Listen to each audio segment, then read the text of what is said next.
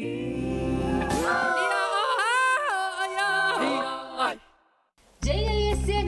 open desu. Dozo. TSMC officially opens its first fab in Japan. More Chinese boats have been spotted around Taiwan's Kinmen Islands. Ahead of the 228 Peace Memorial holiday here in Taiwan, we visit the latest building to be designated as a site of historical injustice. Plus, thousands of doctors are walking out of South Korea's hospitals.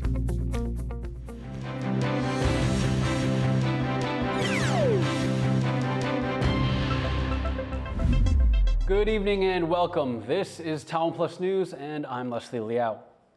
A big weekend for the global chips industry. Taiwanese chip giant TSMC has opened its first Japanese fab amid an urgency to secure supplies of advanced semiconductors. Our reporter Joyce Zeng joins us now live from Kumamoto, where the chip maker has set up shop. Joyce, what's it like on the ground and how significant is this?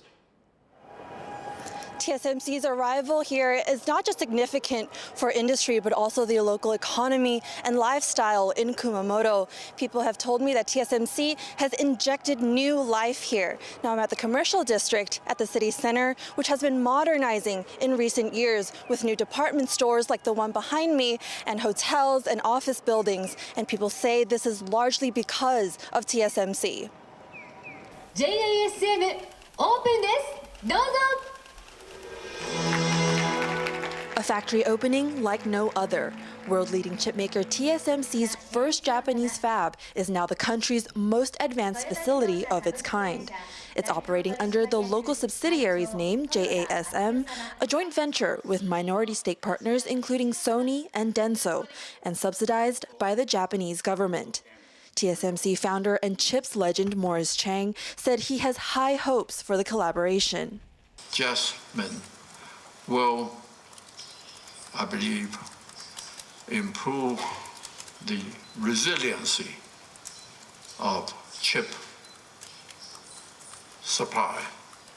I hope and I believe also start a renaissance of semiconductor manufacturing in Japan. This is just the start. TSMC will build a second JASM fab later this year, with Toyota joining the partnership in what's become an overall investment of over $20 billion in Kumamoto. TSMC's celebration is an important early win in its uphill battle to expand outside of Taiwan, amid global urgency to secure advanced chips, the brains behind everything digital. Looking beyond its fabs in Taiwan and China, the contract chipmaker has ongoing projects in Japan's Kumamoto, the US's Arizona, and Germany's Dresden. It's pulled off this Japan fab with notable speed, opening just 2 years after breaking ground, unlike its Arizona project, still delayed despite having almost a year's head start over the Kumamoto site. They basically avoided making a lot of the early mistakes they made in Arizona. They weren't on a leading edge node where TSMC was still trying to figure out the process in Taiwan and then trying to export it to America, where at Kumamoto you had the advantage of the technology. They understood it, they knew how it worked, they knew how to implement it. In Kumamoto, the JASM site will start with 22, 28, 12, and 16 nanometer nodes, chips needed by automakers, an important industry for Japan. The second fab is set to offer 6 and 7 nanometer nodes, with both fabs combined expected to create over 3,400 new jobs. Local industry insiders say JASM could help revive Japan's chip sector, which last topped global charts in the 90s. Japanese tech industry is like a flying plane without a moving engine. That means gradually the plane will going down. JASM will be the one of the key points for such kind of Japanese industry to have the way to ignite the engine again. Getting Japanese chips back in the game now is not just in Tokyo's interest. It'd also be a boon for Washington, who's resorted to sweeping export controls amid a battle for tech supremacy with Beijing. Both the US and Japan, regardless of who's in the government, is really going to be highly focused on working together to counter threats coming out of China and having a secure supply chain. TSMC as well, given their investments in somewhat legacy technology in the US and in Japan, shows that US and Japan are willing to work with Taiwanese companies because they are the world leaders. But at the end of the day, we really want to avoid a lot of these supply chain crunches. With TSMC now in its backyard, Japan has some of the best tools in the industry to up its game and secure its stake in the lucrative and critical semiconductor supply chain. People in Kumamoto say that this transformation is a sign of the times, and given that supporting chips is a national policy, they're eager to find ways to adapt and grow alongside advanced chips. Joyce, this is quite a significant change for the farming town Kikuyo where the fab is. Are there any concerns there? Well, some people are nervous that new residents may take issue with certain things. For example, I was speaking to the owner of a pig farmer who their plot is not just minutes away from the TSMC fab, and she's saying that she's quite conscious of the smell and noise of her pigs. But when I was speaking to her son, who will likely take over the business down the line, he was saying that he's actually quite interested in learning about the tech industry and maybe finding ways to digitalize their farm labor. And so there is an air of optimism about the opportunities here. Thanks for that, Joyce. That was Joyce Zeng live from Kumamoto, Japan, and she'll be bringing more stories on how life has changed there, so be sure to stay tuned to TaiwanPlus this week. More Chinese ships are patrolling near Taiwan's Kinmen Islands. Beijing says they're there to protect fishers after a fatal collision between a Chinese fishing boat and a Taiwanese Coast Guard vessel. John Van Trieste has this update. China is flexing its muscles in the seas around Taiwan's Kinmen Islands. A former naval frigate used by China's Coast Guard dwarfs the Taiwanese ships sent to trail it. And there are at least 5 more Chinese ships patrolling nearby. China claims Kinmen as well as Taiwan, and these ships are here to enforce Chinese law. Kinmen lies within sight of China's coast, and Chinese fishing boats frequent the area, despite Taiwan's Coast Guard maintaining a no-go zone around the island. When a fishing boat breached that zone on February 14th, a Taiwan Coast Guard vessel gave chase. 2 of the 4 Chinese fishers on board died in the pursuit that followed. Taiwan's Coast Guard says the 2 boats collided when the fishers swerved to try and get away. But the 2 surviving fishers deny the Coast Guard's account and say they were rammed. Officials from Taiwan have met with the families of the fishers 7 times, but have turned down their requests to return the bodies and the boat. They say their investigation into the crash is a domestic legal matter. China has responded by deploying warship-sized Coast Guard vessels near Kinmen. It says it'll patrol the waters, identify passing boats, and protect fishers. With official talks going nowhere, the lawmaker representing Kinmen wants to open informal back channels to China. 透过这种公益性质的这种民间组织经由这一次的这样的沟通，启动这个模式，实际上是两岸沟通一个好的开始。 But this idea hasn't yet gotten anywhere. 到目前为止，大陆红卫他们都还没接到上级的任何一个通报跟通知，请他们来做协助这样子。所以说我们一直没办法跟他做一个对口一个协助。 Taiwan has asked China to respect the legal investigation into the incident now underway. But China's response shows that this may not be something it's prepared to do. Delphine Chen and John Van Trieste for TaiwanPlus. The vice chair of Taiwan's main opposition Kuomintang, or KMT, Andrew Hsia, is leading a delegation on a week-long trip to China. Xia's trip comes as cross-strait tensions are high due to the deaths of 2 Chinese fishers in a run-in with Taiwan's Coast Guard earlier this month. The party said Xia has no plans to meet with Chinese officials, but if he does, he will ask them to send condolences to the fishers' families. Xia will visit several cities in China and meet with local Taiwanese business people and associations. One of Taiwan's few remaining diplomatic allies, Tuvalu, has elected a new prime minister. The election has been closely watched by Taipei as well as China and the United States as the 2 superpowers wrestle for influence in the Pacific. Louise Watt is following developments for us and joins us now from Taipei. Louise, is this a win for Taiwan? Yes, I think it is a win for Taiwan. Tuvalu's new Prime Minister is Felete Deo. He's a lawyer, a former Attorney General, but more importantly for Taiwan, he's seen as favoring continuing diplomatic relations with Taipei rather than exploring switching allegiance to Beijing. Now, this is important because Tuvalu, while it's a small nation, it has a population of just 11,000. It doesn't have much land, and that's at risk of rising sea levels. But it is one of Taiwan's 12 remaining diplomatic allies. And Tuvalu's neighbor Nauru just last month ditched Taipei in favor of Beijing, which promised to spend more money in development help for the nation. So Taiwan's foreign ministry seems happy with the new pick. It says that Deo is a good friend to Taiwan, who's been here several times. The foreign ministry has sent its congratulations along with those of President Tsai to Deo. And it says that it will send a delegation from Taiwan in the near future to show its support for the new government. Thank you, Louise. That was Louise Watt reporting from Taipei. 3 Taiwanese men have been arrested for drug trafficking in Cambodia. Cambodian police say the men were caught with 16 kilograms of the drug ecstasy. They're working with Taiwanese authorities who are investigating whether they plan to smuggle the drugs into Taiwan. The bust is the second time in recent weeks that Taiwanese nationals have been arrested in Cambodia. A Taiwanese live streamer and his accomplice were recently handed 2-year sentences for faking their own kidnapping in the country. The dark past of one of Taiwan's most prominent government buildings was memorialized in a ceremony this morning. Tiffany Wong was there.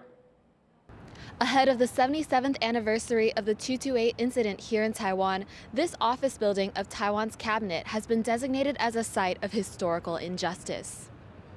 The building, which was the former site of the office of the Taiwan Provincial Administration, was one of many sites around Taiwan where military police fired on anti-government civilians in what became known as the 228 incident.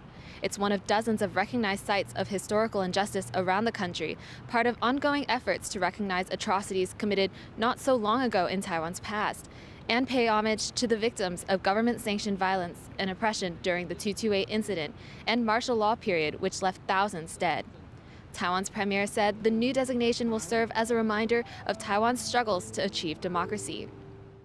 虽然还有未尽之处，但是我们勇于直视历史的错误，并且将持续努力为台湾的民主打造更加和平、更加公义的乐土。让我们把行公义、好怜悯、长存谦卑的心放在我们的心上。 Today, descendants of victims of the 228 incident were also present at the dedication ceremony, placing white lilies to honor their memory. The cabinet has installed a new plaque and tools to help visitors learn more about the site and serve as a reminder that democracy requires reflection, even on the darkest parts of history. Andy Shi and Tiffany Wong in Taipei for TaiwanPlus.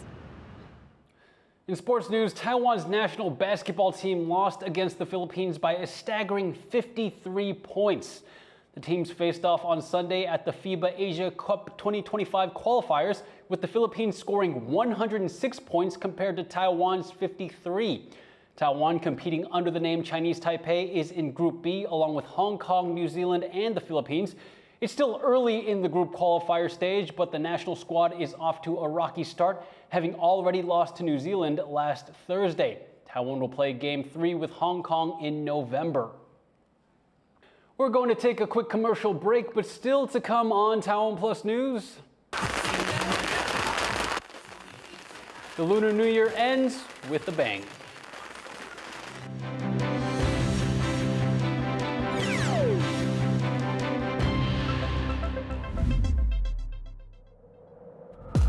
At Connected, we believe in the power of dialogue.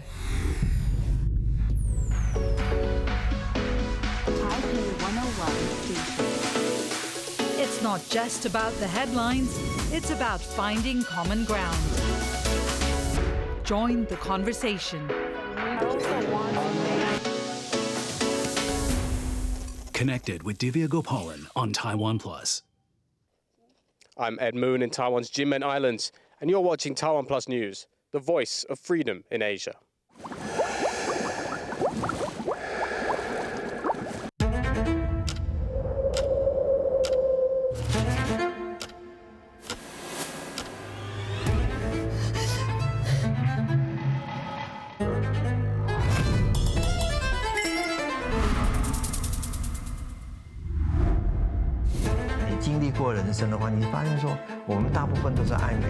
我自己少遇见一朵花，我可能就不是这个样子。开始思考什么叫做一个本土性，大声的唱出来说我是台湾人。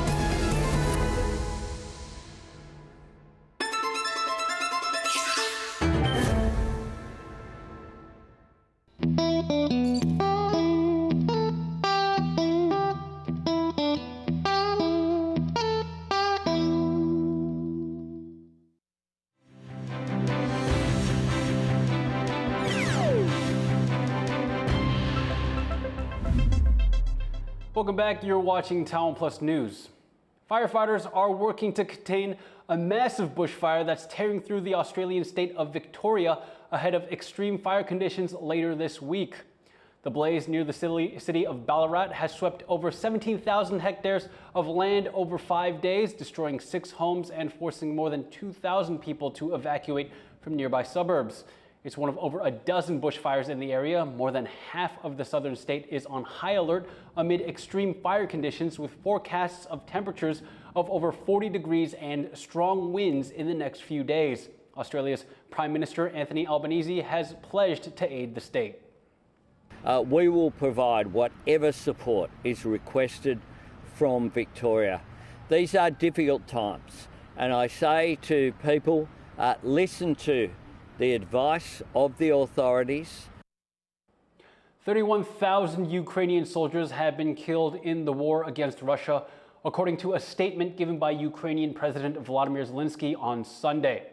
The figure comes as the country marks the second anniversary of Russia's invasion in 2022 and is the first official death count given in over a year. Zelensky refused to disclose the number of Ukrainian wounded in fear of benefiting Russian planning. Russia has kept its own losses secret. Protests have erupted outside South Korea's presidential office as doctors push against a government plan to increase medical school admissions. Thousands of young doctors have walked off the job or resigned since demonstrations began last week, calling for the government to focus on pay and working conditions rather than the number of doctors. Rosie Greninger reports. 25-year-old Ryu had dreamed of becoming a doctor to help people in their greatest times of need. But once he was a trainee at South Korea's Daejeon St. Mary Hospital, he noticed some serious issues in the country's medical sector.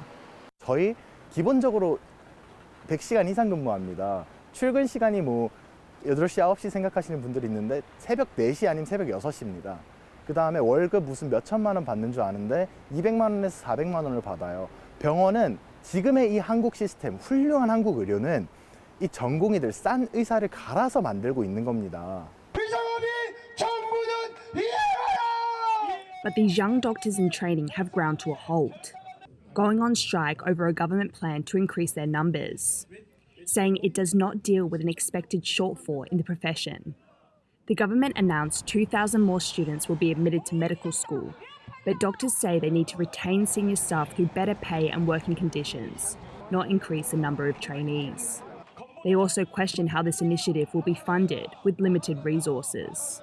사실 어떻게 할 것인지에 대한 구체적인 내용들은 담겨 있지 않고 제가 생각하기에 가장 중요한 것들은 이러한 정책들을 추진하기 위해서 얼만큼의 재정이 필요한지 이런 것들이 필요한데 이 정책 패키지에 담겨 있는 내용들 중에서 돈과 관련된 문제는 건강보험에서 5년 동안 10조 정도를 지원하겠다. Although those on strike make up a fraction of South Korea's 100,000 doctors, trainees can account for more than 40% of the workload, performing crucial tasks in emergency rooms, operating rooms, training centres and intensive care units. So much so that South Korea's 5 largest hospitals have been put on red alert.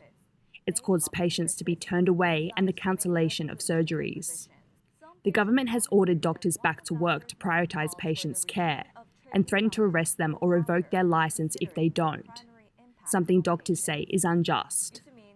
업무 개시 명령은 이제 지금 대한민국 헌법과 국제노동기구의 강제노역 금지 조항에 위배되는 사안이라고 저희는 생각하고 있습니다. 정부가 정말 젊은 전공의들의 목소리를 듣겠다고 하면 사실 이런 업무 개시 명령을 내릴 것이 아니라 But going on strike isn't enough for some. Almost 8,000 doctors have decided to leave the profession indefinitely, and more expected to follow suit. Facing chaotic conditions inside hospitals, an unhappy workforce, and no signs of a resolution, it's those needing essential care who've become the victim of the medical sector tug-of-war. James Lin and Rosie Greninger for TaiwanPlus. The U.S. is operating 4 aircraft carriers in the Indo-Pacific, but there are concerns that with China's rapid military modernization, that might not be enough for Washington to project power in the region. For more on this, our reporter Jaime Okan spoke to Colin Ko, a security analyst from the S. Rajaratnam School of International Studies based in Singapore. How do you think China feels when the United States continues to sail in the Taiwan Strait as a force of, they say freedom of navigation, but to maintain their presence? How do you think China feels on that end?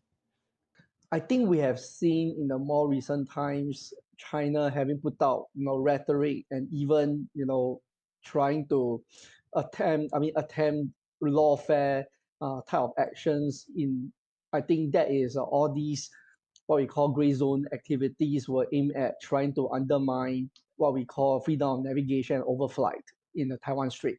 China's main beef is that the military vessels passing through the Taiwan Strait embolden what they call separatists in Taiwan, right? And I mean, the thing is that China wants to see it as a security issue. The threat and the risk here is if China is to be able to dictate which type of vessel can pass through the Taiwan Strait and under what circumstance, then it will actually be quite detrimental for international maritime order.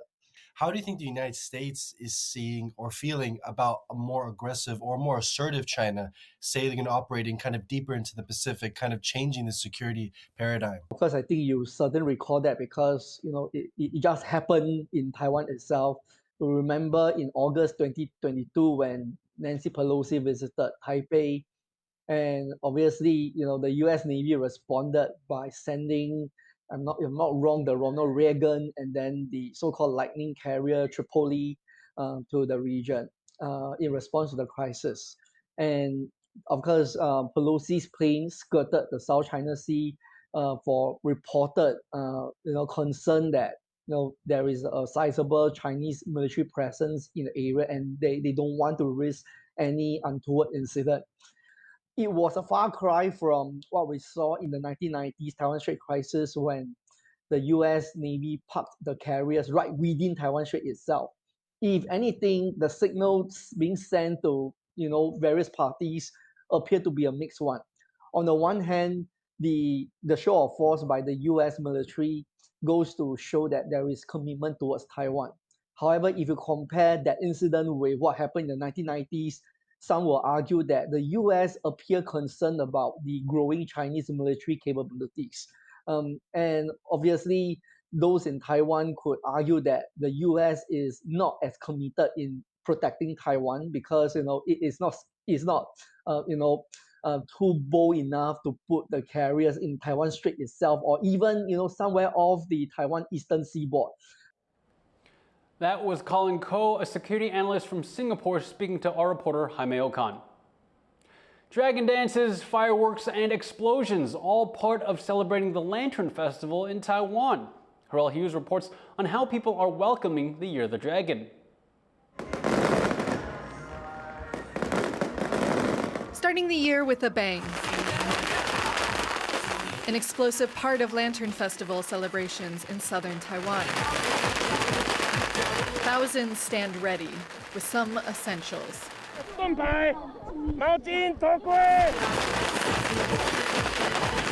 Lantern Festival marks the first full moon of the new year and the end of the Lunar New Year holiday. In Taiwan, the Yanshui Hive Fireworks Festival in Tainan is one of the most popular celebrations, attracting thousands every year to be blasted by fireworks at close range. Injuries are expected, but that doesn't stop the enthusiasm. 那我们之前体验过了，然后今天带孩子们来感受看看。因为我们要离远远的。对，是大学生，从台中来的，今年第一次来，今年会旺，加油！ There are also safer ways to celebrate the Lantern Festival that don't involve crash helmets. The release of red sky lanterns inscribed with wishes for an auspicious year is a popular activity for both locals and visitors. C'était donc ces lâchers de lanterne. C'est en fait pour symboliser la fin du nouvel an chinois. Et en faisant des vœux, les gens laissent s'envoler vers le ciel leurs espoirs pour le futur. With red lanterns dotting the sky and remnants of spent fireworks dotting the ground, the Lantern Festival in Taiwan has ended, and the Year of the Dragon is officially here. Delphine Chen and Harel Hughes for TaiwanPlus. Kaoshiung has said goodbye to the 2 giant rubber ducks on display in the city's Love River Bay. The ducks attracted more than 9 million visitors during their month-long stay, which ended with a special send-off event on Sunday. City officials say they drew over 200,000 guests each day and boosted the local economy by over $300 million. Thank you for watching TaiwanPlus News. Before we go, check out these highlights from the Manu Dive Bomb World Championship in New Zealand, where competitors make the biggest splash possible. I'm Leslie Liao. Take care, and I'll see you next time.